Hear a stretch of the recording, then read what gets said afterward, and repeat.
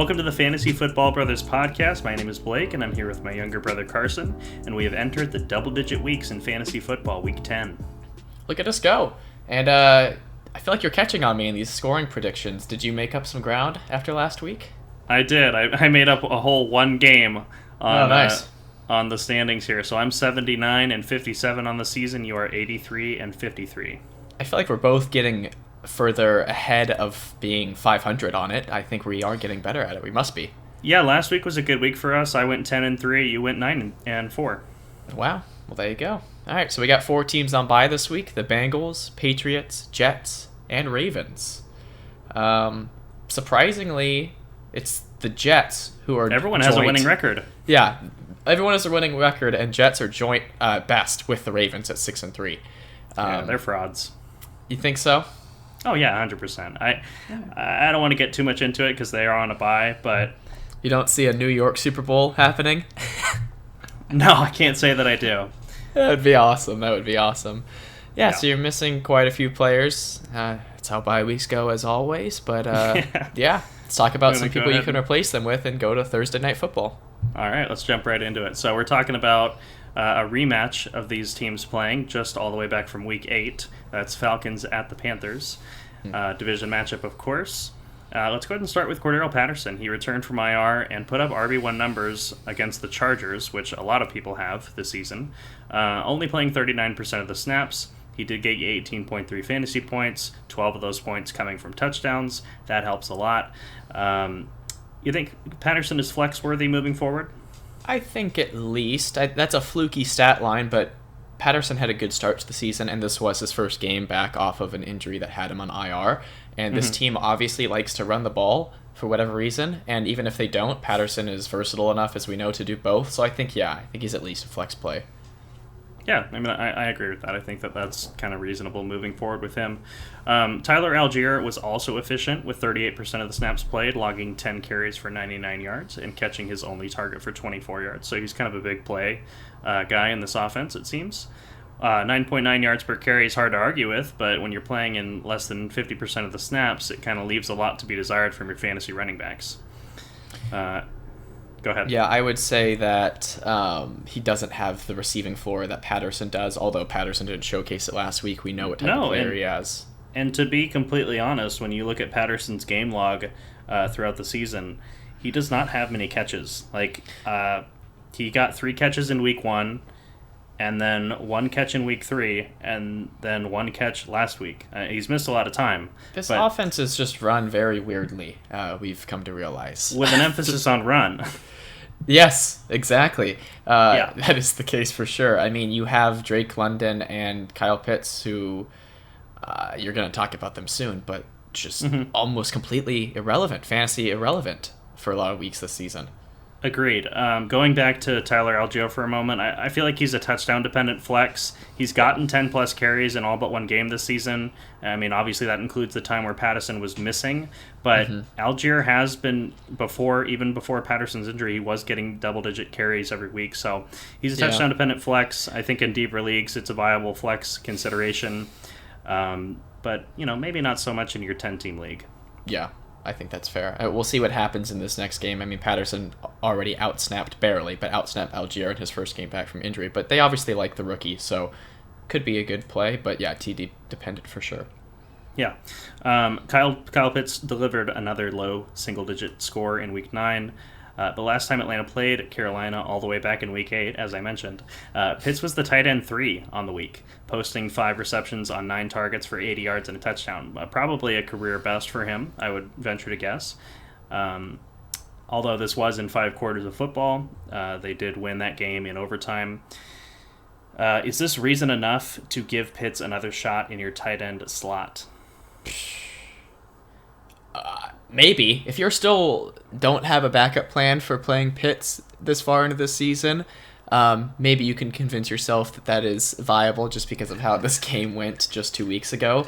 But yeah, as we've said, this offense is run, emphasis on the run, very weirdly.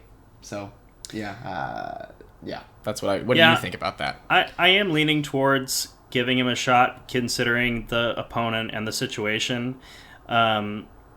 And it really does come down to what you need, and it makes it difficult that it's on Thursday night. If this was a player that was playing, Monday night, for instance, let's take the opposite approach, and you needed a home run going into Monday night, you could put Pitts in your lineup and feel like, okay, at least if he does a game similar to how he did in Week 8, then I'm gonna be in a good spot. But going into the week, it really stings whenever a player puts up, 6 points on Thursday night, and it's like you have to look at that for the rest of the week. So I can That's see fair. going either way with this, but based on the matchup and based on the situation, Mark Andrews, obviously you don't have that. I don't know why I mentioned him, but I think the opportunity for viable fill-ins is going to be less available if you don't currently roster one already. I guess that's kind of my point. So, yeah, give Pitts another chance. He did well against Carolina last time. There's really no indication that it wouldn't happen again. That's fair. Moving on to the Panthers on the other side of this game. They got crushed by the Bengals. There's no nice way of putting it in Week 9, and that did not allow for much fantasy production. So we're kind of gonna breeze through these players here. Deontay Foreman rushed 7 times for 23 yards and caught 2 of his 3 targets for -2 yards. Foreman was the 3rd highest scoring fantasy running back on Carolina with Chuba Hubbard inactive. Is that news or noise to you? I think that we talked about it last week, just being a little skeptical of Foreman because, I mean, Hubbard didn't even play last week, but there were talks about him coming back and what that would do to Foreman. And I think that putting up a game like this, and now Hubbard is trending in the right direction of playing, I think that is news to being skeptical of Foreman's value. So I'll play devil's advocate here because this is kind of along the same lines as Kyle Pitts. Deontay Foreman had a 3-touchdown, over 100 rushing yard game against the Falcons. But without Hubbard. Yes. So I would say it's risky. But I would say this also, even with Hubbard active back in Week 7, post McCaffrey trade, Hubbard played and Deontay Foreman played, and they both played well. So I think given the matchup, I'm not really afraid of starting Deontay Foreman this week. Yeah. That's my thought. Is that the game that Hubbard got injured in? Was that the game that? Yeah, Hubbard late in that game, yes. He played most of that game. Then. Yeah, sure. Yeah. I like Foreman. I do. It's difficult to see that performance last week, which had a lot to do with just how the game went. Now the player that has been gone, that's allowed him to completely take over, is coming back. But I do like Foreman, and I do think he is legit, given the chance. It's just about how much they're going to split them. Yeah, and this is one of those unique situations where we don't see it too often in the league, where teams play each other consecutively in a short period of time. Yeah. So I think that's important to note still, because a lot really hasn't changed since Week 8 when you really look at it. Sure. DJ Moore returned to early season form after putting up back-to-back wide receiver 1 finishes. Of course, one of those was at Atlanta last time. Moore scored 27.5 fantasy points last time these teams played. Does Moore warrant flex consideration this week? Yeah, I think at the very least. It's a little surprising that he, maybe, I guess they were just dominated so much that even playing from behind and passing the will to to fight back was... Yeah. You'd think that would be a good game script for him. But I think you have to trust in him a little bit. Obviously, since McCaffrey's been gone, he has been more reliable. They just got absolutely demolished last week. So, yeah, I think he's safely makes your starting lineup still. So, here's something that I think I should have mentioned this in my notes, but it's interesting to note that P.J. Walker was effectively benched coming into halftime for Baker Mayfield in this game against Cincinnati last week. And so... as far as I know, there hasn't been an announcement made on who's going to start this week. But if Baker is back in starting, I think that kind of throws everything out the window in terms of these pass catchers, because we have seen enough from Baker with these pass catchers to know that they're not really viable fantasy-wise. So what are your thoughts on that? I think that's fair, but I want to say I saw something that they're still rolling of P.J. Walker.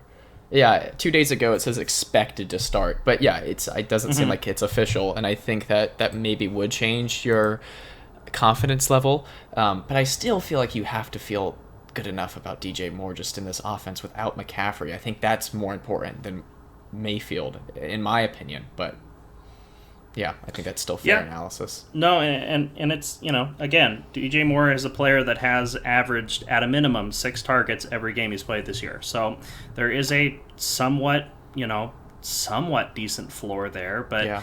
we've seen it. It's been ugly at times this season. So that's important to pay attention to. On the flip side, we have Terrace Marshall. He's scored 12 plus fantasy points in back-to-back weeks. Is he ready for flex consideration on his own? I'll pat myself on the back because I mentioned him last week, and then he got a touchdown, which helped him get that point total.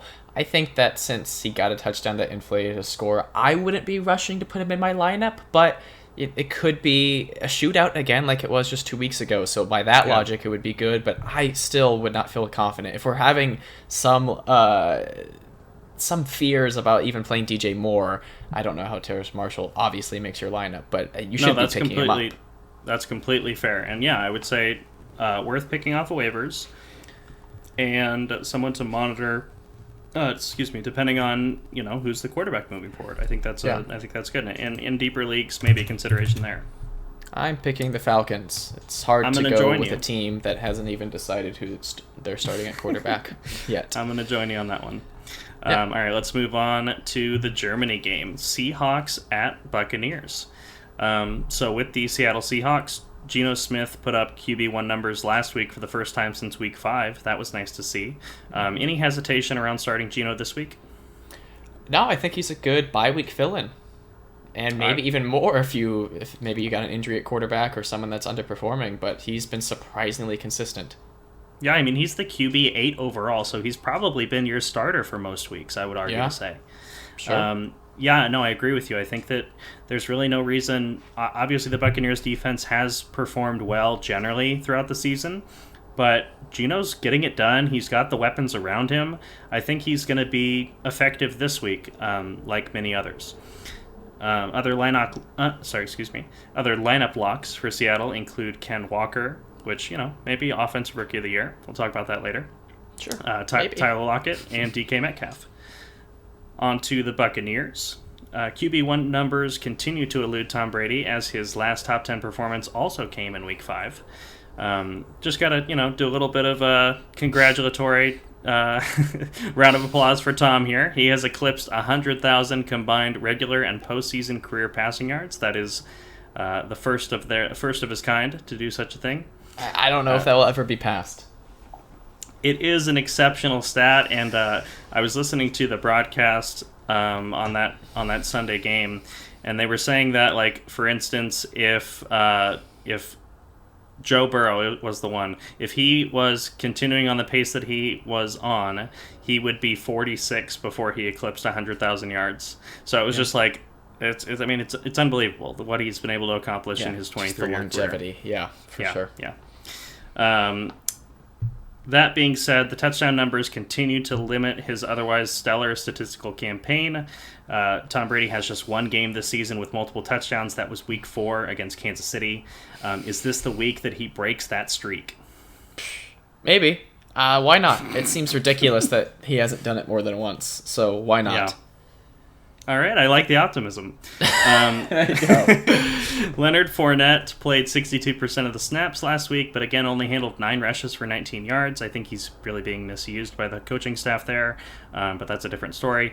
On a positive note, he did catch 5 of 7 targets for 41 yards. That's good to see in PPR. Fournette is 3rd in receptions and 4th in targets among all running backs. That's another good statistic that's kind of keeping his RB1 value afloat this season. Chris Godwin and Mike Evans, both double-digit targets again. They continue to underwhelm, though, relative to the volume they're seeing on a weekly basis. Mike Evans seems banged up, occasionally limping after plays. If you're watching these games, I mean, goes up for a ball, doesn't bring it in, and then starts limping back to the huddle. So that's concerning. Something's going on there that's kind of lingering for him, it seems. And then Chris Godwin has still only recently returned from his season-ending ACL injury suffered less than a year ago. But what I'm getting at here is, with a weakened offensive line, starting these players has been maddening at times. But should you continue starting these players in Week 10? I still feel like at the very least they have flex value. Like I feel like I completely a very safe agree. floor for them. They're just a touchdown away. from really being, inside that top 15 like we know they can be. So yeah, for me, it has been frustrating rostering Chris Godwin in multiple leagues, and he's just not quite there yet. And I think the touchdown number is a big part of it, but also just the low yardage totals that we're seeing despite the high targets. Yeah, and just to go back to Fournette real quick, I feel like I read something that some reporters are speculating that Rachaad White might start to take over the backfield, and I don't understand why. I don't you buy probably that. have the similar opinion, but that's been talked about like in and out all year, and it's so weird. I look at his stats, I'm like, what are they pulling that from? Yeah, I really don't buy that, and I think that, like I said, I think they are mishandling the backfield situation. It seems like when you're watching the game that it doesn't feel like Fournette's playing 62% of the snaps. Maybe it's because when Fournette's out there, their drives last longer. Rachaad White does not seem like a big impact player on this team when he's there. Yeah. Tom Brady doesn't really target him nearly as much as he does Fournette because he doesn't trust. I would assume because he doesn't trust him as much. That would make sense to me. So, it is a head scratching type of thing. Let's go ahead and pick this game, Carson. Who you got? I'll go Buccaneers. Okay. I hope you're right. Tom Brady seems like he could be German. I'm just going to put that out there. That's a weird thing to say. Just going to put that out there. I'm picking the Seahawks in this one. I think Buccaneers really need their bye week to really bounce back. I know that it was a very exciting comeback from behind for the Bucs against the Rams last week. That does give them a little bit momentum coming into this game. But I think they need their bye week to really get things right. And I'm picking the team that's just performed better so far this season, and that's the Seahawks. Fun fact, I've been to the stadium that they're going to play at in Germany. Fun fact of the day. All right, so let's move on to the Vikings, which surprisingly have a better record than their opponent, the Bills. Minnesota enters this game 7-1 with their only loss coming in Week 2 to the still undefeated Eagles. Biggest takeaway from Week 9 play for me was how Minnesota got their newly acquired player involved in TJ Hawkinson. He caught all 9 of his targets for 70 yards. You'd love to see that in PPR. Do you expect Hawkinson to keep up this momentum and secure the number 2 pass-catching option ahead of Adam Thielen for the rest of the season? Honestly, yes. I feel like I'm not super big on Thielen personally. I feel like he's very TD dependent. He gets a ton of touchdowns, as we highlighted last week over the past 2 seasons. But they obviously traded for Hawkinson because they want to make a deep run in the playoffs, and he's much younger than Thielen. Without even checking that, I'm sure it's a pretty big age gap. So I'm sure that they want to entrust their offense in their 2 young pass catchers in Justin Jefferson and TJ Hawkinson. So I do expect that to continue going forward. You're about to read off Thielen's stat line, and maybe I'll share a little bit more about how I think about him. Yeah, you're not wrong there. Thielen is 7 years Hawkinson's senior. There you go. So yes, not too far off there. For Thielen, he caught only 3 of his 7 targets for 67 yards, which, the 7 targets number is something that he's pretty consistently been putting up this season. Multiple games of 7 or more. Actually, only 1 game fewer than 7. So that's all good. The problem is the touchdowns haven't been there, which keeps his ceiling a lot lower. And I would still argue, based on averaging 7 targets a game, probably a little over 7 targets a game, he is still flex worthy.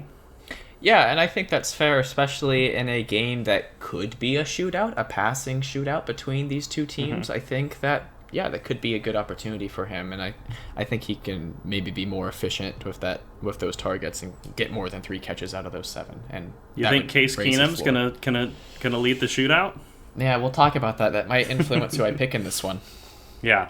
I would say, though, lower expectations in general for all Vikings, as Buffalo has only allowed 1 team to score more than 20 points in a game, and that was Miami in Week 6, where they scored all of 21 points. So they are a legitimate defense. Yes. Arguably the best in the league. Yeah, arguably. Some might. I mean, based on fantasy scoring, no, but that would be my New England Patriots. Just had to bring that up. Let's go ahead and talk, though, about the Bills next. Josh Allen logged his 2nd consecutive multiple INT game back in Week 9, resulting in what may be the biggest upset of the season. This is kind of just, us reminiscing here. What do you think is a bigger upset between the Jets beating the Bills or the Colts, who didn't have a win at the time, beating the Chiefs back in Week 3?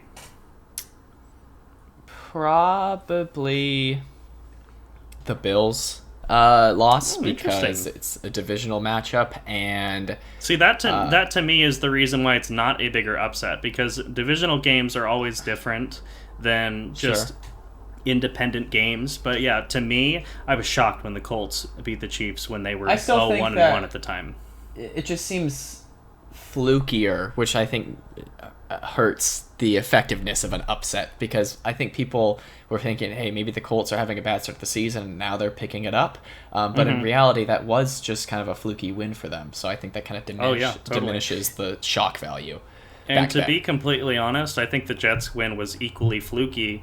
Both games finished 17-20, but if you watch that game, I know my Bills fans out there are going to be screaming, Gabe Davis was interfered with on that final pass. Did you happen to see that, Carson? No, I didn't. Well, Josh Allen previously, prior to that play, that was when he suffered that UCL injury on his throwing arm, which is a ligament in your elbow. Yeah. But he launched that thing, just absolutely launched it. Gabe Davis was down the field, and the rookie Sauce Gardner was playing like he played back in college, where you can kind of defend the pass differently. I would really argue that should have been PI.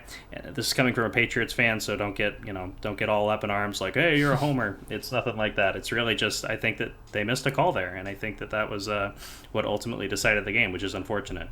That is unfortunate. But on that same topic, Gabe Davis has had his fourth game of under 7 fantasy points this season. His ceiling is among the best in the NFL. There's no arguing that. But his floor is equally brutal. 5 or more targets in all but one game, 3 or fewer receptions in all but one game. Those are not good numbers in terms of the discrepancy between them. Should Davis be viewed less as a lineup lock flex option and more as a desperation flex consideration? I think certainly in the event that Josh Allen doesn't play this week, but I am kind of a Gabe Davis hater, so you're never going to get me to say that he should be a lock in your lineup, but I think you can only definitively make that argument if Josh Allen's out. That's kind of how I feel about it. Yeah.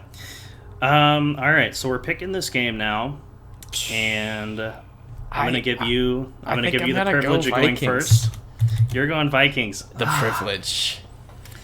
Yeah, as much as I hate this, I feel like, I honestly almost feel like even if Josh Allen doesn't play, I still think the Bills could get it done. So I'm picking the Bills just based on their defense. Well, I mean, that's fair. Josh Allen doesn't hurt their defense. Right? Okay. So let's move on. Next one is Lions and Bears. Oh my, that is a divisional game. Detroit managed to find its second win on the season versus Green Bay last week, yet no fantasy players really impressed in the win. Jamal Williams enjoyed his revenge game, rushing 24 times for 81 yards and converting a 2-point play. You like to see that. DeAndre Swift played just 16% of the snaps, logging 5 total touches. Despite this, he still managed to score 8 fantasy points, which is impressive. Chicago is among the league worst at defending running backs, so while the matchup is enticing, the usage we're seeing from Swift is anything but. I would say monitor his status. How are you feeling about Swift coming into this game? It's annoying. For someone that had Ezekiel Elliott last season, if players are injured, please just make them inactive, please. Mm-hmm. Because you feel like you have to play him when you see healthy next to his name. Well, or at least active, Sure.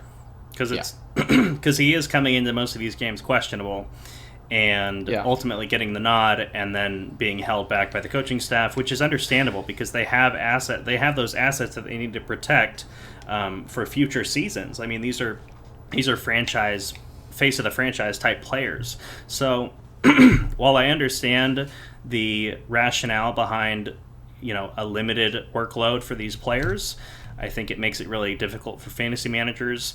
The matchup is very enticing, but we're going to have to monitor the situation because unless we get indication that Swift is going to be returned back to a normal workload, you can't really I don't think Yeah. you can justify the risk of another 5-touch game. Like, it's just that will crush you if you start Yeah. that.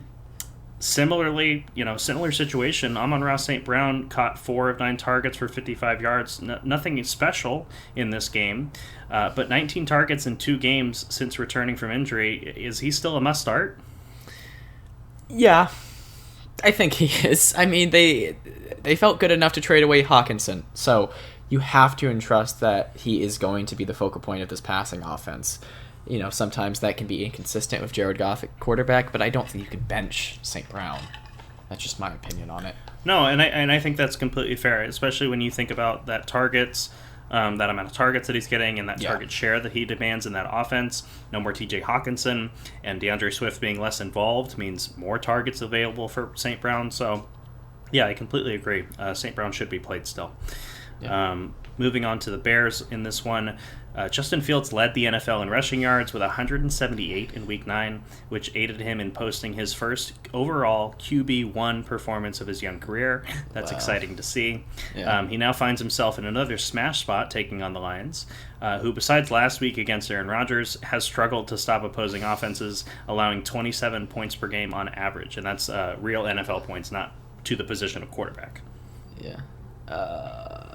I think that he is the perfect bye-week fill-in this week, although he probably was already picked up. Maybe not, though.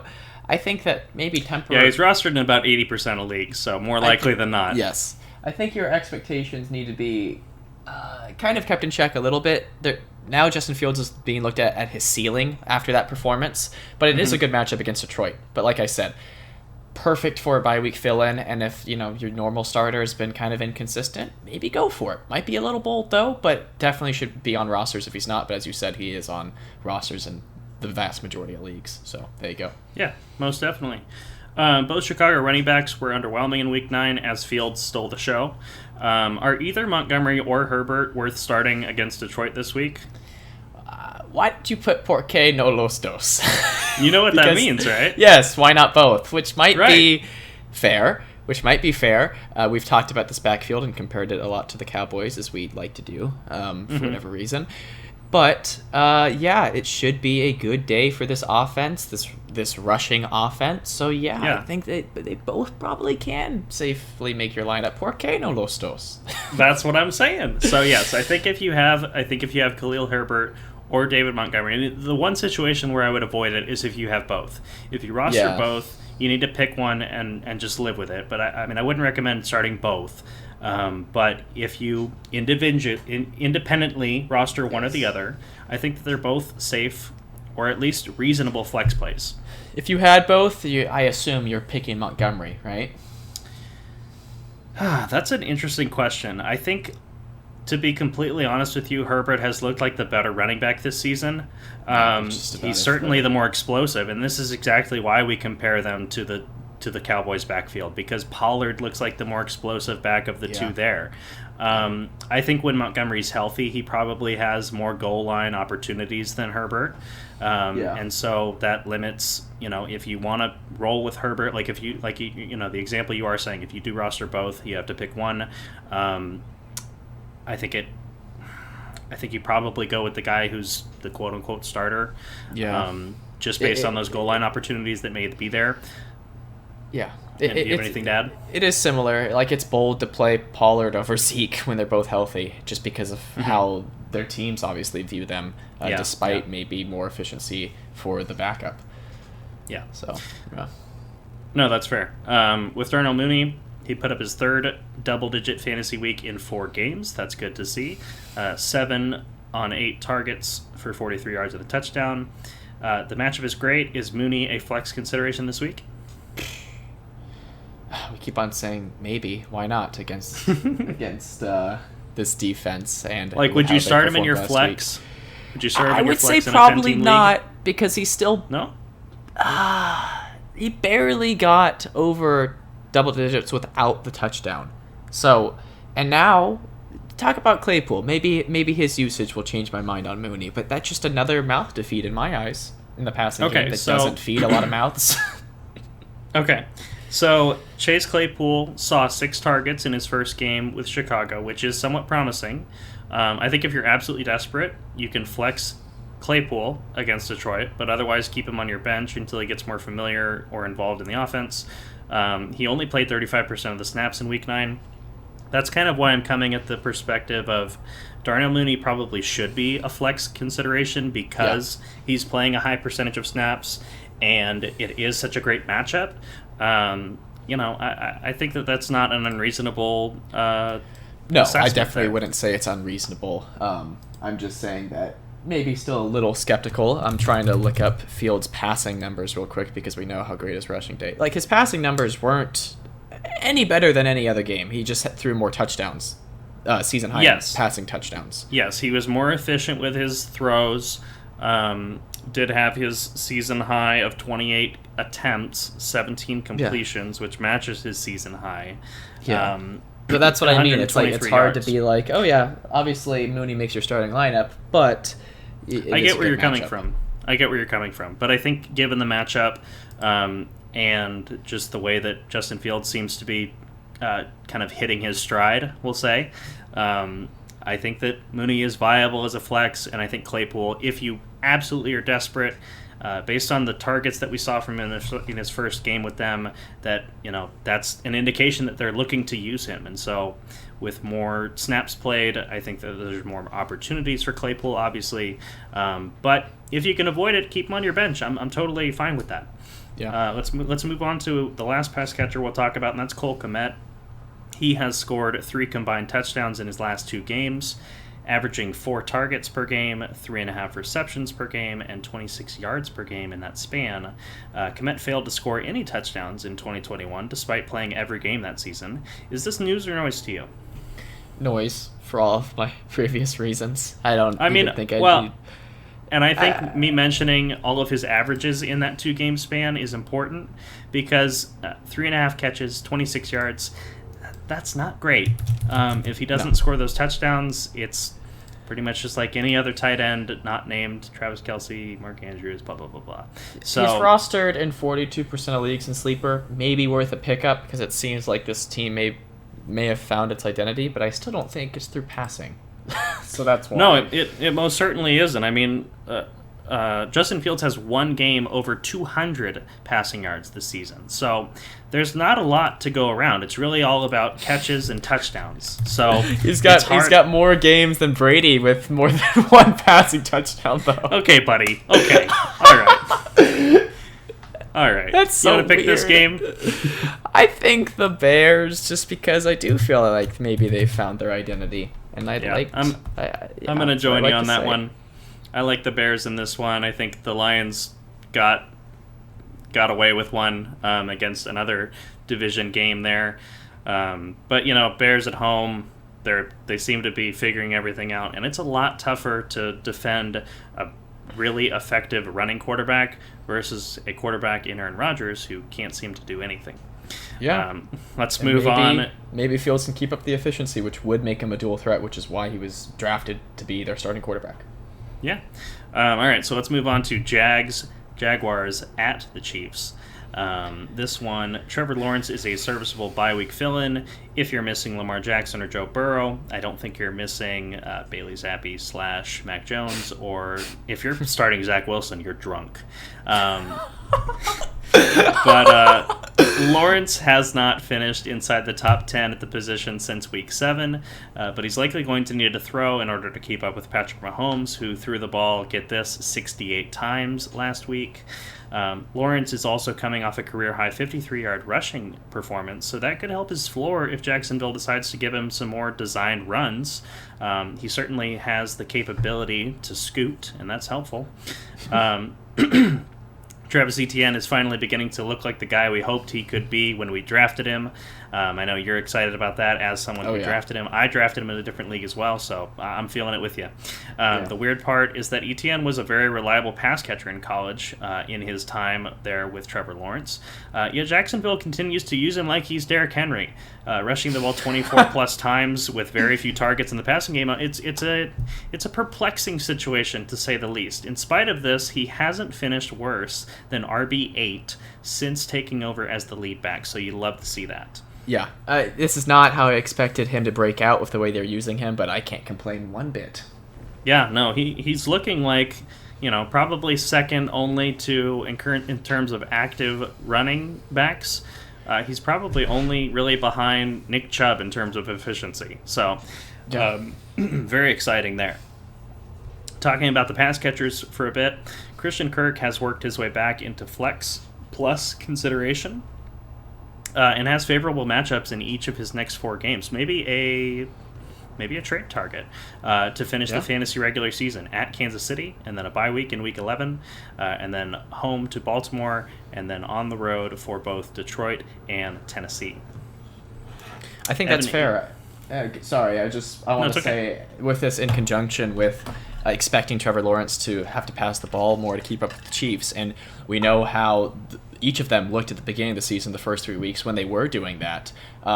You do worry about this just being ETN's offense, but I still think it's versatile enough to where it won't just be like a Derrick Henry situation where they put all their eggs in one basket. I think they are more versatile and willing to spread the ball around to all their players. At least I hope for whoever owns other players in your fantasy leagues. Sure. Evan Ingram left the game early in Week 9 with a back injury, leaving him questionable for Week 10. Monitor his status as he has been a borderline tight end 1 over the past month. I think, he was a player that we talked about being someone that you would prefer potentially over Kyle Pitts. And, of course, if you chose that option last week, we were ultimately wrong, but it was due to injury. So monitor his availability. As I've said, it's kind of a difficult week for, other teams are going to be looking to replace their tight ends. So monitor that one for sure. Moving on to the Chiefs, Patrick Mahomes threw the ball 68 times, as I mentioned. So close.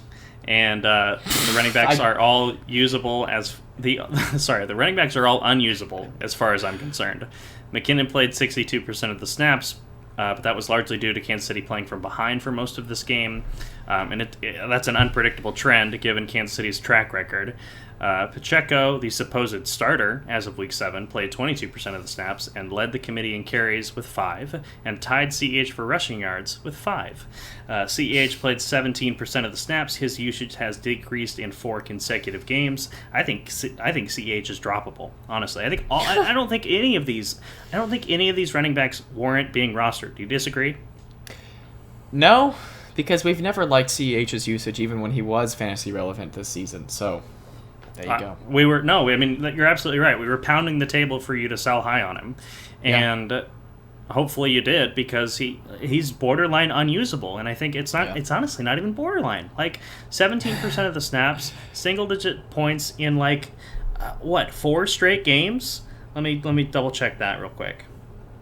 It's bad. It's bad, and I don't understand this. Is it just symbolism to say Pacheco is the starter? I mean, I guess he is getting technically more snaps, but than CEH is. The whole situation's a mess. It's a 3-headed monster, and none of them are all that good with the touches that they're given. So yeah, it's a lose. Let's talk about some win-wins, though, and that's Juju Smith-Schuster and Travis Kelce. They are lineup locks moving forward. You knew that about Kelce, but Juju's really come on as of late. And Carson, I got to put you on the spot here. You've been quoted as saying you'd never touch a hard man, but is Mecole Hardman's usage in this offense changing your mind? Honestly, no. I think he's worth picking up, as I think you did in our main league, but Mahomes threw the ball 68 times, so I'm still not convinced that stat line is reliable for him. I mean, that's perfectly fair. It was actually a different league that I picked him up in, but that's okay. Fair. 9 targets, he caught 6 of them, 79 yards and a touchdown on 54% of the snaps. And to me, that is the number that really stands out, because 54% of the snaps, there were a lot of opportunities, as you said, that Mahomes was throwing out there, and to only be on about half of them, it's not really too desirable. Similarly, Kadarius Toney played on just 9% of the snaps, but on the few plays he saw on the field, he looked like a player who could definitely find a role on this team. He was targeted 3 times, caught 2 of them. He remains a player to stash as his usage increases. I think it's wide open in terms of who can take the number 3 pass catching role. It's Travis Kelce, then Juju. It's certainly not going to be MVS. And sometimes I forget Sky Moore's even on the team. Yeah.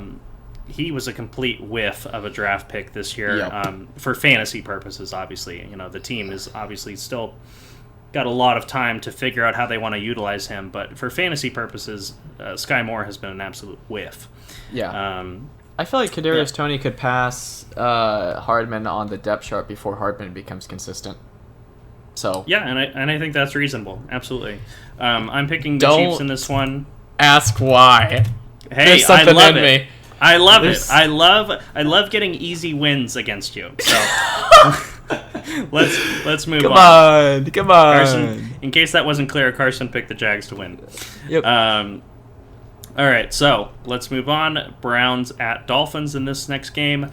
Coming off of the Cleveland Browns have Nick Chubb and Amari Cooper as lineup locks. No arguing that. Amari Cooper is, I believe, the wide receiver 8, which was super unexpected coming into this season. Let me just pull him up really quickly. He's someone I never wanted to draft at his ADP. Okay, so he has dropped to wide receiver 12 after his bye week. That's understandable. But going into the bye, he was wide receiver 8. I'm positive on that. Yeah, that's extremely unexpected. We definitely did not speak highly of him in preseason. And I think part of it was, the question marks behind the quarterback situation on this team. And with Deshaun Watson coming back in week 13, there are some question marks there, to be fair. I mean, he hasn't played football in 2 years. And I can't see it being worse than Jacoby Brissett. But the team has already announced that once Deshaun Watson is available, and why wouldn't they do this with how much they're paying him? But they have announced that once he is available, he will be the starter. So, won't that be against the Texans? I want to say that's what it was. It is. Yes. That's funny. Yes, it all works out. Yep. So, yeah, with that, those are the guys. But Kareem Hunt was not traded prior to the deadline, as you probably know by now, making him a touchdown-dependent flex. It's unfortunate. We talked about it last week. We were hoping he would find his way onto a team where he could be the lead and really explode for you on your roster. But unfortunately, remains on the Browns. His contract expires this offseason, and so I would expect him to re-sign with a different team. But that's just me. Maybe the Falcons. I'm just kidding. That's a weird, Well, now Calvin Ridley's not there, so my dream bounce-back season is already dismantling. Yeah. Whatever. Monitor David Njoku's ankle status for this week. He is hopeful to play after missing week 8. It's kind of a quick turnaround considering the injury, but that is something to monitor. He was very effective, a pretty consistent double-digit performer while healthy, so monitor that. I think he could be a league winner of Deshaun Watson. I'm just throwing that out there. Njoku? Maybe.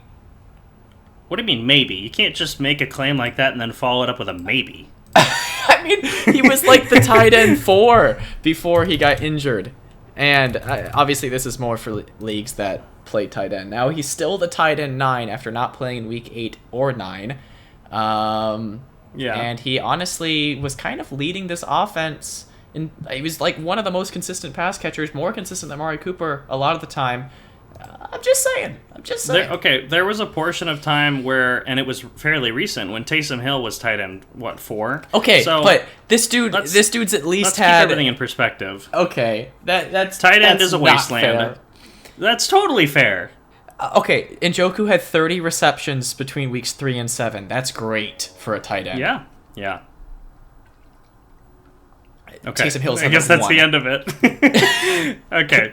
Well, I don't agree with you, but I think that he is. I think people will be happy to have him back on their roster. I'll put it that way. Yeah. On to the Dolphins. Tua Tagovailoa, Tyreek Hill, and Jalen Waddle are all lineup locks. Jeff Wilson outperformed his old San Francisco teammate, splitting carries with Mostert 9-9 for twice as many yards, 51-26. and caught all 3 of his targets for 21 yards and a score. Mostert also found the end zone through the ground in Week 9, so both backs were, relatively effective given the amount of touches they got. Do you expect one of these running backs to pull away from the other and become the lead, or is this going to be a two-headed backfield moving forward? I traded away both these players to get Devontae Smith and George Pickens last week. And I'm happy I did that, even though Devontae Smith did not pay off last Thursday and Pickens hasn't played since I've acquired him. But right. I think that, and this wasn't even what I was expecting, but I was worried about this backfield because Mostert, a lot of his consistency was with Tua being inactive. And this is a passing offense, just it really is. So to feel super confident in the backfield and then Jeff Wilson to come in his first week and outperform him, yeah. I mean, Mostert had, let me just say before people pull it up, Mostert had a good week in Week 8 with Tua being there, but he had like a season high in receptions and I think a receiving touchdown, so I looked at that as kind of fluky. So, there you go. Just putting that out there. Yeah, no, that's reasonable. I would agree with you in the sense that I think it's more useful to have other managers kind of have that challenge to which running back should I pick this week. That can be a really frustrating and complicated thing to work out. So I think it was a good move on your part, despite how Devontae Smith performed last week, to kind of get out of that backfield, sell your stock in that backfield. Because I think like you do, that it will be more of a committee and less of a main back and an insurance back. That's my thoughts on it. What's the head coach's name again? Something McDaniel? Is that right? Maybe. Yeah, I'm drawing a blank as well. I think it's ex-offensive coordinator of the 49ers. Isn't that what he was before? Yeah, yes. And we love we know how much they love, that team loves having a committee approach. And these are 2 running backs that were on that team. So there you go. Together. Mike McDaniel. Mike McDaniel. Sounds about right. Daniel McDaniel. His son. Exactly. Let's pick this game. I'm going with the Miami Dolphins. Yeah, I agree. I think that... Who would have thought? But that division, what is it? AFC North? East? Surprisingly might be one of the... I know a lot of people are going to say NFC, whatever one the Eagles is in. But I honestly think that this one is a sleeper pick for the best division in the league. No, it's completely fair. I mean, to be completely honest, every team has a winning record in the AFC East. The NFC East does not. The Washington Commanders are bringing that division down. So there's an argument for it there. And how about your vaunted AFC West? They stink. Yeah, moving on. Yeah, we'll talk about that later. Okay, next game, Texans at Giants. Coming into Thursday Night Football in Week 9, this was on the broadcast. Houston claimed to just now be hitting their stride. How do you like that? Now 1-6-1. One thing is obvious. Dameon Pierce is the face of this franchise. He rushed the ball 27 times for 139 yards. Didn't see a target. Didn't really, it would have helped, obviously, but Pierce is the only lineup lock on Houston. You can't argue with that. Brandon Cooks was a healthy inactive based on the coach's decision, likely due in part to remarks made publicly by Cooks regarding his frustrations over not being traded at the deadline. Monitor his availability. I've heard that they expect Lovie Smith expects him to be back in the facility for this week, quote unquote, back on the team, in his words. And so he has been an ineffective fantasy player so far this season, Cooks, and I think that you're not really rushing out to start him even if he is active. I think that's kind of the situation there where he finds himself. A few things. I think I'll work backwards with the Texans with how you've presented it.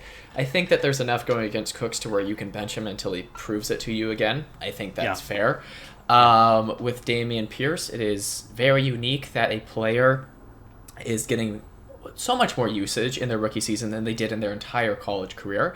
I know, you keep going back to that. Well, it's true. It's just weird. And the Texans kind of kept, it wasn't Houston, but they kind of kept that game somewhat competitive for a while against the Eagles.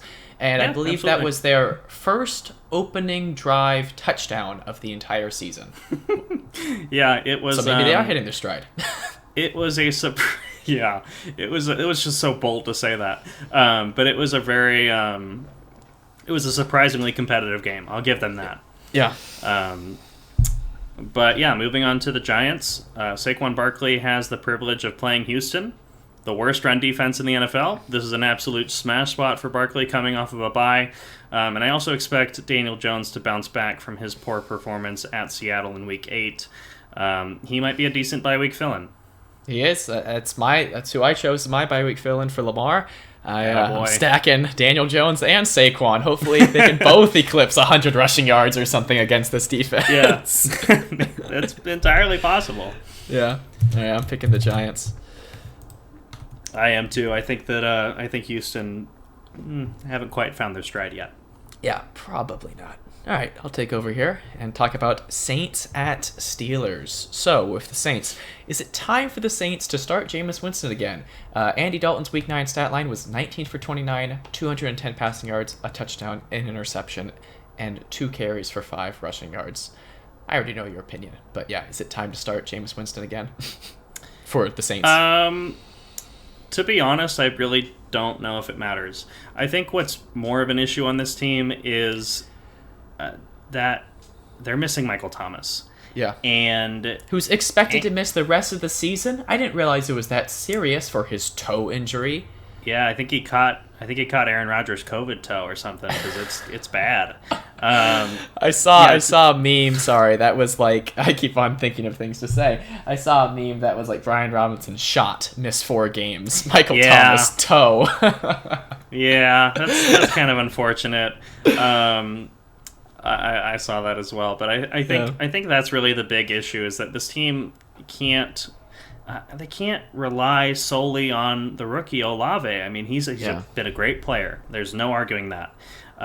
He's got some. I'm sure he'll get a few votes for Offensive Rookie of the Year, but that does not on its own make an offense. And it's kind of the same situation that Houston's struggling with, to be honest. You know, they're also leaning heavily on a rookie, and not having enough weapons around your quarterback. I mean, obviously, Alvin Kamara is one of the best running backs in the NFL, but even he can't do it all for this team. And so I think, honestly, the quarterback situation is not all that important. I don't honestly know why Andy Dalton got the start ahead of Winston once Winston was healthy. Yeah. But, you know, they're 3-6. I don't think that they're really playing for anything, and that they are in one of the worst divisions in the NFL, in the NFC South. But it's just not their year. And Michael Thomas being gone, he's counting the money, much like Russell Wilson. God, you had to add that in. I agree with pretty much everything you said. Jarvis Landry hasn't played since week 4. It's another thing we haven't mentioned, just another injury on this team, of course. Olave has been extremely consistent, as we've alluded to, scoring double-digit fantasy points in every game except for week 1, and I think he scored like 9 that week, so he's been super consistent. Yeah, he was close. Yeah. And Alvin Kamara, I expect him to bounce back against the Steelers. He's scored a few touchdowns in week 8, and you expected that to maybe carry on going forward, but it didn't against the Ravens defense. But I expect him to bounce back. And I saw that his court date was announced for March 1st, so that should mean that there's no chance he serves a suspension this season. Just a little added note there. Even though that seemed like that was already the direction it was trending. Yeah, I believe that's true. Yeah, so you're starting Olave, you're starting Kamara. That's it, really. Moving on. Absolutely. Steelers, they were on bye in week 9. Najee Harris, in my opinion, is one of the biggest busts of this fantasy season without getting injured. 14 touches in week 8, but 6 of those were receptions, which is at least good for PPR scoring. And Jalen Warren, the running back who we talked about a few weeks ago, had 9 touches and more rushing yards than Najee, so he's being outproduced. It's almost like the Cowboys' backfield. No, I'm not going to keep on pulling on that one, but it is interesting when these backups are more efficient on like what should the offense do in that instance. A lot of the time, they do nothing. Yeah, I don't think it's really that much of a RB controversy, we'll call it, in Pittsburgh. The thing about it is that, like, Pittsburgh is lacking an identity, and we talked about that a few weeks ago. With the departure of Ben Roethlisberger and the transition to Mitch Trubisky and a rookie quarterback. So I really don't think it's on Najee in terms of his production this season, as much as it may feel reasonable to blame him. It's just kind of the situation. It's like no one predicted that the departure of Ben Roethlisberger was going to have this big of an impact on this team, and it truly has. Yeah, especially with him not playing that well last season, but obviously he was still kind of the backbone, I guess, to the identity of the team. And I think this team would be in a better spot if they just started Pickett week 1. I really do believe that. Yeah, maybe so, but Kenny Pickett that's not the situation. Is throwing the ball at a high rate, but without much success as of yet. But like I said, maybe he would have found his stride by now if he had started more games. But like the Chase Texans, Claypool, right? Yeah, just like the Texans. Chase Claypool was traded away to the Bears, as we've already talked about. So who do you expect to step up the most out of Deontay Johnson, George Pickens, and Pat Freiermuth? Or do you see this as just kind of an upgrade for all of them? I do sort of. I think of the if I had to pick 2 of the 3, I think it's more likely that Pickens and Freiermuth benefit more because Deontay Johnson is already getting double-digit targets every single week. I think that Pickens being slotted up more as the wide receiver 2 and Freiermuth also feeding off of that. It's about 16% target share that Claypool is leaving behind. So that being split, somewhat between those 3, but I think primarily between Pickens and Freiermuth, I think is reasonable. And people will be happy to have Freiermuth back in their lineups with this development. I think I won't go as far to say he's going to be a league winner, but I think that he's going to be a good option at tight end. Something that's positive about this offense is that they're very young, just thinking about all these players.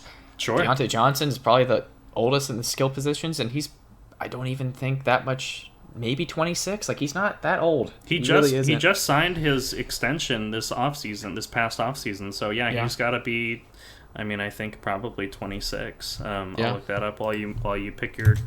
I'm going Steelers. I don't know. I just feel it in my bones. All right. I love how many we're picking different this week. It's going to be very we are. We really are. Deontay is 26, right on the money. I know my guy. All right, moving on to Broncos at Titans. 2 awesome offenses to talk for talking purposes. All right, Broncos. We're on bye in week 9. So let's talk about the backfield because that's fun. In week 8, Melvin Gordon had 12 touches while playing 56% of snaps, whereas Latavius Murray had 15 touches while playing 44% of snaps. With the addition of Chase Edmonds, basically over the bye week, to the backfield, can you start any Broncos running back? No. Cool. Moving on. In weeks 1 through 6, Jerry... No, I just completely agree, honestly. Well, yeah, and I don't want to just breeze past that, but the rationale is nobody's doing a lot with the very few amount of opportunities they're getting. So it's a committee backfield. It's an ineffective backfield. Just think about the absence that this team is feeling with Javonte Williams gone. Like that's bad, Yeah. So that's a big loss for them, and hopefully he's back healthy for next season and can kind of take that role away. I think Melvin Gordon, I'm assuming, is on a 1-year deal this season, so I think he is. Yeah. It may be an opportunity for Williams to really have that second year boom that he should have had next year. Yeah, I think that's fair. We'll see what happens with this backfield this week, but I feel like it's kind of going to be a wasteland all season. Mm-hmm. All right. In weeks 1 through 6, Jerry Jeudy had 17 receptions, whereas in weeks 7 and 8, he had 13 receptions, so getting them at a much higher rate. And inversely, in weeks 1 through 6, Courtland Sutton had 31 receptions, whereas in weeks 7 and 8, he had 4 receptions across those 2 games. I just thought that was interesting to compare. And Greg Dulcich had 10 receptions across weeks 7 and 8. So how do you value Broncos pass catchers? I think the one that I like the most is honestly the tight end. I think he's shown to be... he's been a double-digit scorer every week that he's played this year, which is exciting for tight ends because, prior to him being healthy, There was no usable. Like, who even was the tight end on this team before that? Albert O. Oh, right, and we haven't seen him in weeks. So, Nope. Yeah, that, and he didn't do anything at all this year. So, this is a promising development for the team. I guess I would rank them in terms of who would I want on my team. It would be Dulcich, and then Judy, and then Sutton last, because Sutton has completely disappeared, as you alluded to, in this offense. And Jerry Jeudy, I'm not a huge fan of Jerry Jeudy, to be honest. If you watched our preseason rankings, Yeah. I had him a few spots lower than Sutton, which a lot of people were not doing coming into the season. A lot of people were like, "Oh, they're like the same player." It's like, no, not really. But Sutton has disappeared, and I think the weirdest part is that Russell Wilson used to be able to support 2 fantasy relevant wide receivers, and now it seems like it's one or the other, and it's a big difference between the two. Well, this bye week was a really good opportunity for this to reset this team and this offense. So just be ready. Watch out. All right? Okay. Watch out. Let's move on to the Titans. A lot of notes. 2 of them. Malik Willis got his second straight start for a total of 11 pass completions across those 2 games. Start Derrick Henry. There's nothing else. I saw Treylon Burks is off of IR, but don't really care. And he hasn't been activated yet. That's the thing. Are you sure? I think I said he was expected to practice today. Maybe that was something I read this morning that didn't pan out, but it seems like that is where the direction he's trending. See, but that's not the same thing as playing, or being eligible to play. But that's my point. Could be making his return, but it literally does not matter. It doesn't. The thing is, like you said, 11 pass completions across 2 games is completely unusable. That is radioactive territory in terms of PPR scoring. Do not start any Titans wide receivers. Do not start any Titans tight ends. You start Derrick Henry, you smile, and you move on. I'm going Broncos. This might be a week where I overtake you and you have a 4-game lead. I hope that happens. Or my lead will be like 10. Yeah. Okay. So let's go ahead and move on to the next one. Move on to Sunday afternoon games. Colts at Raiders. With the Colts, let me just read you the stat line of the player who led the Colts in fantasy points in Week 9 with 6.8 fantasy points. 3 rushes for 13 yards. 4 receptions on 5 targets for 15 receiving yards. That was practice squad member Jordan Wilkins, who I believe this was his first NFL game this season. I know he at least played some minutes last season. I do remember the name, but yeah. Not super. I don't think you need to remember the name going forward. The Colts lost 3-26 to the Patriots, and now they have a new coach who I believe has 0 head coaching experience. I believe I read that. Yeah, absolutely none. Jeff Saturday, former Colts center. Playing on Sunday. He has never coached at the college level, never coached at the professional level, and I would venture to guess, since he's been an ESPN analyst, unless he has a kid, he's probably never coached at the Pee-wee level. Okay. What's your confidence level in starting Jonathan Taylor, assuming he's healthy, and Michael Pittman Jr.? It's very low for both players, honestly. No. It really is, and I know you have a soft spot somewhere for. I just feel like I can't bench Michael Pittman. Let's take a look at what he's done. This will be fun. Yeah, let's reminisce. It's been great. So last week, 6 targets, 3 catches, 22 yards. Ouch. The week prior, 9 targets, 7 catches, 53 yards. I mean, that's not horrible. He's a low end flex. I mean, and that week 8 was with Ellinger. The Raiders' defense is terrible. They're like one of the worst in the NFL. So, at least by fantasy metrics. But this is a 2-6 Raiders team coming home. I think that they're going to pull this one out. I agree. Against the Colts. The Colts really don't have an identity. They don't. Yeah, I agree. It's not Jonathan Taylor, and the change at quarterback was interesting to say the least. I feel bad for Frank Reich. The change at quarterback, which is former head coach, in case you didn't know. The third Reich. But, yeah, don't do that.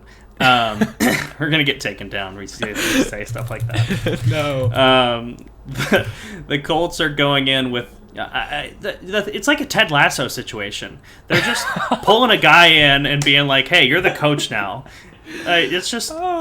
Maybe they'll make a story about it. If you haven't seen Ted Lasso, watch the show. It's a good show. Yeah. Season 1's good. Season 2, not so great. That's your opinion. Raiders. That's my opinion. It was Devontae Adams' day. I capitalized it like it was a national holiday, as he saw 10 receptions on 17 targets and 2 receiving touchdowns. Well, I just meant the capital D in day. He had a great game. That's what I'm trying to say. Yeah. And we kind of expected that to happen. Maybe not like that. And it felt like he got all his points in the first half. Yeah, he had like 28 or maybe even over 30 by the time it was not even, second quarter wasn't even done. So that was fun to go up against last week.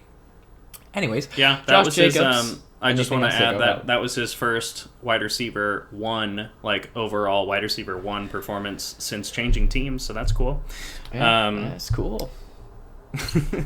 Sweet. I mean, you were starting him. Him already. So I think what it really comes down to is we talked about potentially buying low on Adams after his difficult struggles where he had 1 catch for 3 yards. If you managed to pull that off, kudos to you, because you probably got a steal. But yeah, I mean, I advocated against selling him, so depending on which side of that argument you were on, whatever, you heard from both sides. Yeah. All right, Josh Jacobs seems to have reverted back to his early season form as he's still getting the touches, 20 in week 9. But without touchdowns, he's barely eclipsing 10 fantasy points. Jacobs' 3-game stretch of 30-plus fantasy points each game was thanks to 6 rushing touchdowns across that period of time. I think that's something to recognize. Can Jacobs go back to his league winner form, though? Because he was booming.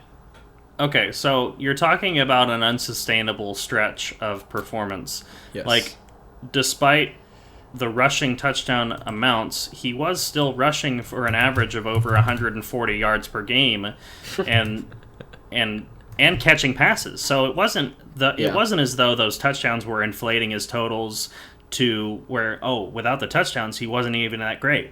It was a good stretch of games that he had. It's a very difficult rate to sustain, as I've already mentioned. There's no doubt that you're starting him. I just mean more like, what's your rest of season value on him? So I think what that comes down to is looking at his remaining schedule. So Indianapolis, you like that matchup. Then at Denver, that's probably not going to be great. Then at Seattle and at the and then home to Chargers in week 13. Those are both great matchups. His fantasy playoffs are not fantastic. It's home to New England, at Pittsburgh, and home to the 49ers. So yeah, it's not great. If anything, I mean, most trade deadlines, I believe, in most leagues, the standard is week 12. And that's right when his schedule gets really good again. So I don't know. I wouldn't sell Josh Jacobs realistically. But, I would say lower expectations, although this matchup is good. He's just not going to be the top 3 running back that he was in that 3-game stretch. I mean, and Houston was one of the opponents in that stretch, so that aids to it. But, I mean, matchups are important, but I think with running backs, you take what you get this season. Yeah, that's true. Which is really weird, because I feel like I've found myself in a place where I feel great about my running backs, and my pass catchers are just bleh. Other than Justin Jefferson on my team. So I feel like I've had the opposite experience of many people, but generally that is true. You were struggling for a minute there when ETN was... Yeah, no, I mean now. I'm saying now. Right, you flipped. I understand. But Saquon was a great second-round pick, and ETN has become a great 4th-round pick or whenever I got him. So it has changed. And Ramondre Stevenson, the league winner. All right. I thought that was David Njoku. Oh, him too, though. Yes, he's also going to make it happen for me. For sure. There you go. We're picking the Raiders. as Yep. we've already said. But Yeah, and ETN was a 3rd-round pick for you, by the way. oh, third, yeah, still pretty good. We'll move on to Cowboys at Packers. The Cowboys were on bye in Week 9, and in Week 8, Dak Prescott was. I'm gonna agree with you, Cowboys. In Week 8, Dak Prescott was 21 for 27 with 2 passing touchdowns and an interception, while also rushing for a touchdown. So it seems like he's back to great efficiency, coming off of that injury. CeeDee Lamb, Dalton Schultz, and Michael Gallup all exceeded their season averages in scoring, which isn't saying a whole lot for Schultz and Gallup especially. But do you expect this trend to continue for Cowboys pass catchers going forward? You know what I find really interesting is that Noah Brown has just completely fallen off the face of the earth. Yeah. And Michael Gallup has not been good type. since he's returned. Michael Gallup has not been great since he's returned. Honestly, I would avoid starting him if I could. But for the other two, CeeDee Lamb and Dalton Schultz, I'm happy with their trajectory moving forward. The trend that you're suggesting, I mean, Schultz missed several games due to injury.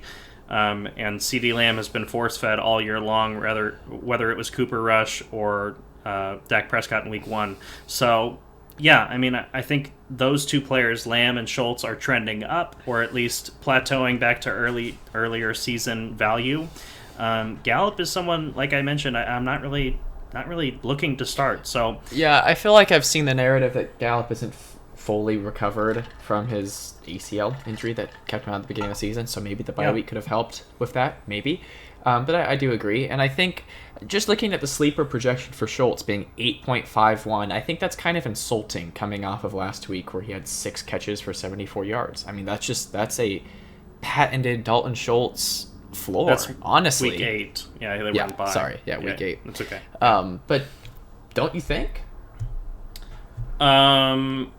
Yeah, no, I don't disagree. I think, and going back with Gallup, I would say, ACL is one of those things that is usually, it takes 1 year removed from that ACL injury to really be back to full health, and I think that we're seeing that with players like Chris Godwin, and I think I feel like it's a little irresponsible to say that Javonte Williams will have that boom next year when we do kind of know that that's the trend with that injury.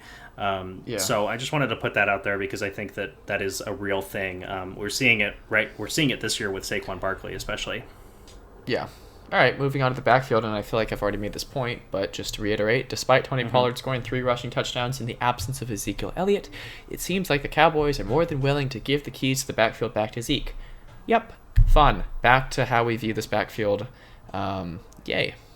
Unless they're just lying to our face, but it seems like this seems realistic. Dr. Jerry Jones never lies. He has a doctorate. Remember earlier in the year when he was talking about Dak Prescott's injury? Yeah, yes. It's tongue-in-cheek. Yeah. He better not have a doctorate. All right, move on to the Packers. They lost 9-15 to the Lions in Week 9. Packers lost. They stink. Monitor Aaron Jones' ankle injury as him being inactive should make A.J. Dillon a safe starter. I feel like that. Yeah. Good. Yeah. No, and all signs indicate that Aaron Jones avoided a significant injury. X-rays were negative. Left the game in a walking boot. But I think it was more of a precautionary move by Green Bay to hold him out of that game. I right now expect him to play this week. So hold your horses on A.J. Dillon. Consider them held. Romeo Doubs is expected to miss 4 to 6 weeks due to his high ankle sprain. Ouchie. Christian Watson cleared the concussion protocol. So apparently, there was speculation that he suffered a concussion in Week 9. It seems like that wasn't really the case, or that he just already cleared it very quickly. Well, I don't know if that's... what are you basing that on? I don't know. I read a report that was like, oh no, he just got the wind knocked out of him. Like, Matt LaFleur was just completely... saying that he wasn't concussed. It just kind of looked like that. Regardless of that, whether that's true, you're not starting Christian Watson. No, and you're not starting Christian Watson against the Cowboys. So not against the Cowboys. This is more of like a. He could emerge in the next few weeks. He could emerge in the next few weeks in the absence of Dobbs. I'm just planting. You really think so? Maybe not. Maybe. Who knows? Why not? Yeah. someone Well, you think would emerge, actually, but now I we're think- more I than think the halfway better through question- the season. Sorry, I don't mean to talk over you, Sorry. but I think the better question is why, not why not. Al Nazard is the only player that I'm trusting on this team outside of Aaron Jones, and that's that's reflective in the amount of receiving touchdowns that he's gotten this season. Yeah. He is producing a high floor with the target share that he is commanding on this team. It seems like he's the only player that Aaron Rodgers really trusts, outside of Aaron Jones, of course. He's the only pass catcher that I'm interested in starting. Yeah, I think that's fair. Aaron Rodgers was dropped in our main league. You think that's fair? Yeah, absolutely. All right. It's crazy to think, but yes. Well, I don't disagree. Aaron Rodgers is, drum roll please, quarterback 16. That's actually not that bad, but it's a 10-team league. He doesn't need to be rostered. Yeah, and I saw that happen after I had picked up Daniel Jones, and I was like, "Ooh, do I pick up Aaron Rodgers for Daniel Jones?" No. No, Against I guess the not. Cowboys. Yeah, Not against isn't the that Cowboys. crazy? Who would have thought? Not really. Just going into the season, I mean. Yes, agreed. All right, we'll move on to Cardinals. Both picking at the Cowboys, in Rams. case that wasn't clear. Yeah. Cardinals at Rams. Kyler Kyle. Murray is quietly the QB6. I thought that was kind of quiet. Dealing with a hamstring issue. Monitor You need his to say it status. Yeah. I like how cheeky this is getting. Rondale Moore led the team in targets, receptions, and receiving yards. So you got to feel great about that if you have Rondale Moore on your team. Even though it had been Hopkins for the previous weeks, but obviously Moore is proving himself as being a staple in this team, especially in the absence of Hollywood Brown. But yeah, he's going to be involved, I think, no matter what, which is reassuring. A receiving touchdown each helped both DeAndre Hopkins and Zach Ertz have productive days. DeAndre Hopkins, surprisingly, like I said, kind of dropped off a little bit by his standards that he had set in Week 7 and Week 8, but still, obviously, you're starting him. And Ertz is the tight end 3. I thought that was another little fun fact. James Conner made his return from injury, playing 71% of snaps and getting 12 touches. Fortunately for him, 5 of those touches were receptions, so I think you have to assume that he's low-end RB2. A flex, he'll make your lineup. I mean, he's back and he's playing. Yeah, it's a high snap count. Not a lot of touches. He'll make your lineup. Yeah, surprisingly low amount of touches, even though he's out there a lot, but I expect the touches to go up. Moving on to the Rams. Oh, God. 127 of Matthew Stafford's whopping 165 passing yards went to Cooper Kupp. Wow. Allen Robinson had 3 receptions on 5 targets. Yippee. While Tyler Higbee had 0 receptions on 1 target. He's completely fallen off, Tyler Higbee. Yeah, he's droppable. I He dropped is. him in my ESPN league, and I could have just effectively played Dalton Schultz in that league because he got the same amount of points. It was very frustrating to watch. On bye. Yeah. Yes. Darrell Henderson. Stop at the backfield. Darrell Henderson played 49% of snaps. Malcolm Brown played 28% of snaps. And Cam Akers played 19% of snaps. All for a grand total of 68 combined rushing yards. Wow. And then I said this right here, and you think this is funny, but this offense might rival the Broncos offense for most fun team to talk about in these episodes. That was very fun. You're starting Cooper Kupp, and maybe nobody else. Maybe. Oh, no, it's not a maybe. I think it's definite. You're not starting anyone besides Cooper Kupp. Matthew Stafford, even with 4 teams on a bye, is probably not viable. And I saw start in that this one. he's in the concussion protocol at the moment. So Yeah, so I actually don't know off the top of my head who the backup is. Let me figure that out. maybe he can relearn how to run this offense. John Wolford Oh yeah. never even heard of this guy. Sorry. Oh yeah. Look John. at him. Okay, well, I don't. Honestly, even if he doesn't play, you're still starting Cooper Kupp, so don't get cute. He played John Wolford. Played 3 games last season for a grand total of negative 1.9 fantasy points. Okay, well, there's no reason to put the man on blast. He may not even play this week. Okay. right, who you picking? I'll pick the Cardinals. Okay, I'm gonna pick the Rams. Which, this is probably Is this a rematch for these two teams already? It Yeah, probably they is. played. They have. They have. I'll tell you exactly what happened. Oh, week 3. Yeah. That I helps. clicked on the wrong person. I'm Yeah, give me going one up. sec. Yeah, In week we're 3, ready. the Rams. Won 20-12 in Arizona. Yeah. So in Arizona, I think with the Rams being home, I think they get this one done. Oh, we're differing. Another one. Yeah. Okay. Yeah. Fine. Be that way. All right, Sunday Night Football. Chargers at 49ers. For the Chargers, Austin Eckler is the RB1 with 10 total touchdowns on the season. We expected that to negatively regress, but here we are. Keenan Allen and Mike Williams were both inactive in Week 9. This allowed Joshua Palmer to see 8 receptions for 106 receiving yards on 10 targets. I feel like you'll agree. He's a lineup lock if both of these wide receivers are injured, and probably even if at least one of them, which almost is a certainty for Mike Williams. Yeah, I don't disagree. The matchup is difficult, but given that volume, he's a great value. I enjoyed having him on my DFS lineup last week, so won me some money there. That was nice. Yeah, Josh Palmer, he's getting the looks in Allen and Williams' absence, and that's valuable in fantasy.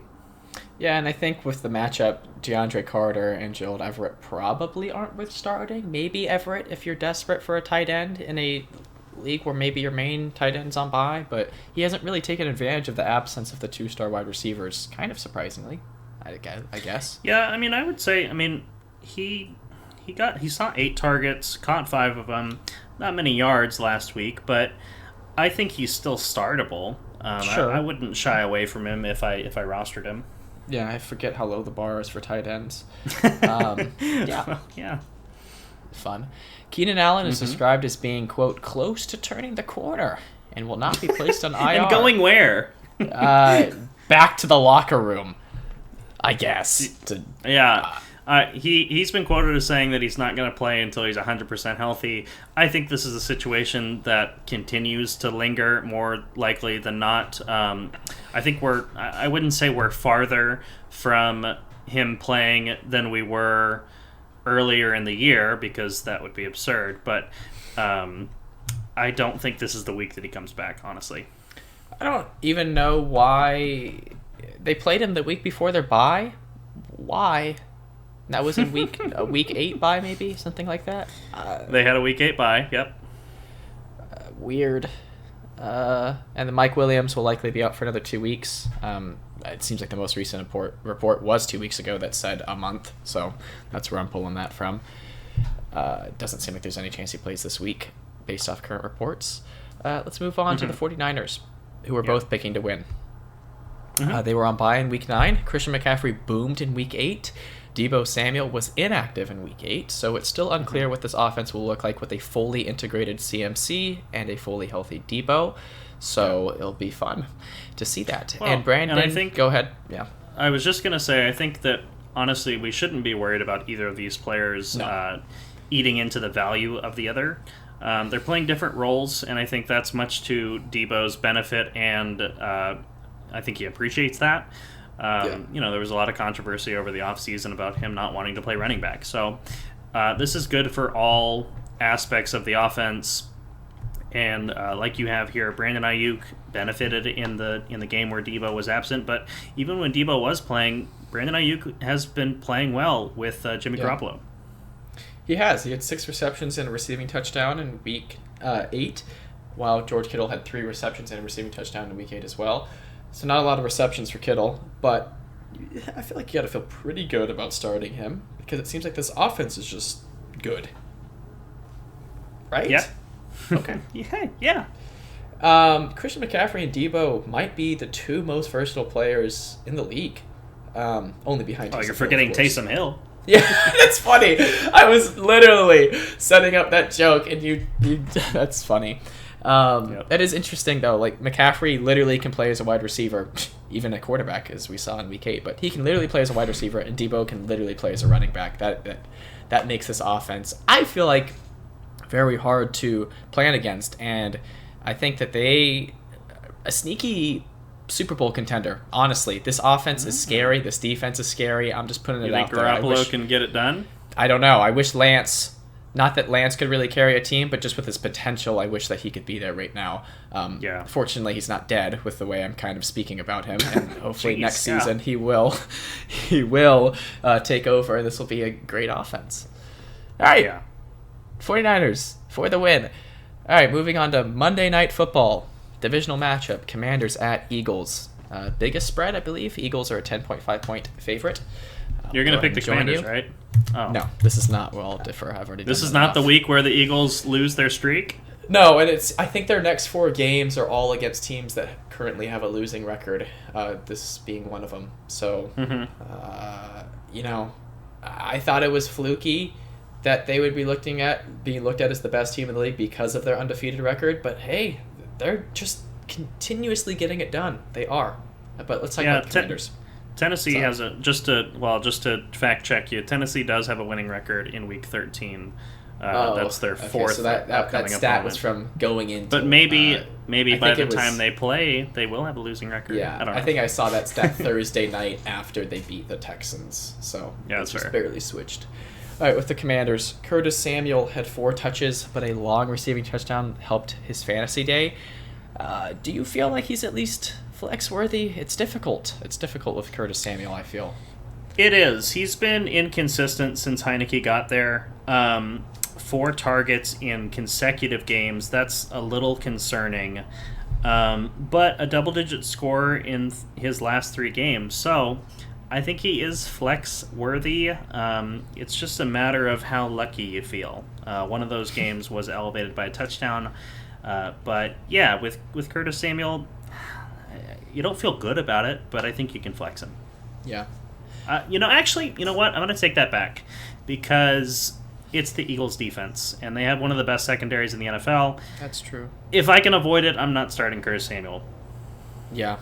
That's my take. He has a very low ceiling and a very high ceiling, honestly, and a very low floor. Mm-hmm. Big range of outcomes for Mr. Samuel. Terry McLaurin still seems to be Taylor Devo's Heineke's long-lost brother. Yes.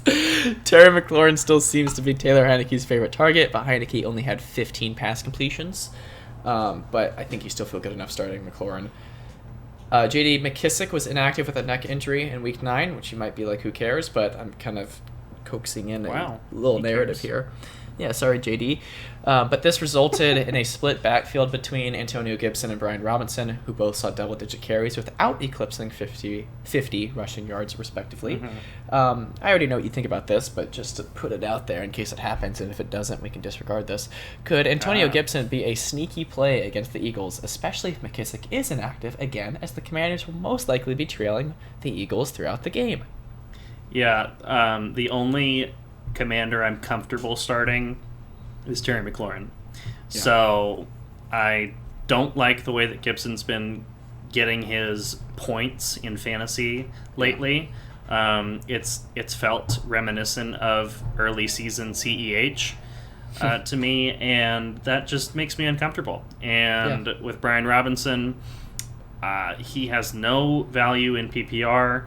He is a touchdown-dependent flex running back, and this is a terrible matchup. So avoid starting them if you can. That's my thought. I just wonder if there's a reality where they start playing Antonio Gibson almost as a wide receiver, just because that's what he played in college. It's just something back in my mind. You gotta think at some point, unless he's got the same issue that Keenan Allen does, that Jahan Dotson's going to come back at some point. Yeah, those hamstrings can be brutal. Apparently. Yeah, they certainly can. All right, let's move on to the Eagles. Jalen Hurts has been extremely efficient, throwing 8 passing touchdowns in his past 3 games with a high of 21 pass completions in any of those games. People talking about him as an MVP candidate, at first I was very skeptical, but now it's like he just wins games and he gets it done whichever way he needs to. So there you go. I mean, I'm becoming more of a Jalen Hurts believer as far as someone that could lead a team to a Super Bowl. I really am. He just knows how to win games. Yeah, I mean, I think a lot of their success is equal parts Jalen Hurts taking that next step as an NFL quarterback, as well as their defense. They just have a really solid defensive squad, and that's been bolstered by the recent acquisition of Robert Quinn. So I think that's it's an upgrade there. So they're certainly making that push. Is great for sure. I just feel like even though he didn't show it this week, I do think that the addition of AJ Brown has added an X factor to this team that they never really had in that realm of like the passing game. And it makes them very versatile, and that's what I've said in previous weeks, and I think that is what makes them so hard to go up against, I guess, kind of like the 49ers offense a little bit. That's one similarity, just because this is a team that can just completely run it down the entire game, or A.J. Brown catches 3 passing touchdowns in the game. Like, both can happen. It is interesting. Certainly a versatile offense. Yeah. Miles Sanders and Kenneth Gainwell both had a rushing touchdown, but Sanders also rushed for almost 100 yards, proving us wrong. We value him pretty low. Thank you, Houston. Whoa. Yes, whoa, that's okay. true. I was going to say, for that given week, we said, play him because going Houston into is the the season. worst. Going into the season. No, that's true. To be fair, no one expected, other than maybe the most delusional Eagles fans out there, no one thought that Philadelphia was going to be undefeated through 9 weeks. So, that's on us, I suppose. But I think a lot of people shared that sentiment. And hey, you know what? If you got them, be happy. I mean, this arguably, and I've already mentioned this division being really great and really competitive throughout. Minus Washington. Yes. But a season or two ago, this was arguably the worst division. So it is interesting how the tides have turned for a lot of these teams in this division. But not the Commanders quite yet. Maybe they're about to find their stride. Dallas Goedert saw 8 receptions for 100 receiving yards and a receiving touchdown on 9 targets. This led the team in targets, receptions, and receiving yards. So I'll ask you, do you expect A.J. Brown and my recently acquired Devontae Smith to be more consistent fantasy scorers going forward? I think, and I said this to you before the show, but A.J. Brown, yes. Devontae Smith, not so much. And here's my rationale. Devontae Smith, throughout this season, has been very boom or bust. He's got just as many single-digit games as double-digit games this year. And fun fact. Well, it's a fact. I don't know how fun it is, depending on how you feel. But, I think A.J. Brown is going to figure it out because we've already seen him be great for most of this season. Yeah. And to be fair, I mean, what did he do against Houston? He still got 15.9. I don't even know why you're acting like he wasn't doing well. I'm just trying to throw him in there with Smith, make it feel like he has a friend. Okay, well, I think that's irresponsible. I think it's just more of, he didn't have a bad week, but just like Goddard was obviously the star of the passing game. Well, that happens. That occasionally happens. But, I think to even put Brown and Smith in that same conversation is a bit silly. So I saw that Smith posted on some form of social media either Thursday night or Friday. It was like, I don't care about your fantasy team, laughing emojis. He had like 2 catches for 22 yards, and I'm sure a lot of people are complaining. I think it's cringe whenever anyone goes out of their way to at a player on their fantasy team and talk about, hey, you didn't do so and so for my team. Like that's just lame. Don't be a loser. Yeah. So, on that note, let's go ahead and wrap up the show. In case it wasn't clear, we are picking the Eagles in this one, and we appreciate you watching and or listening to the podcast, and we will see you again next week. Peace out, everybody.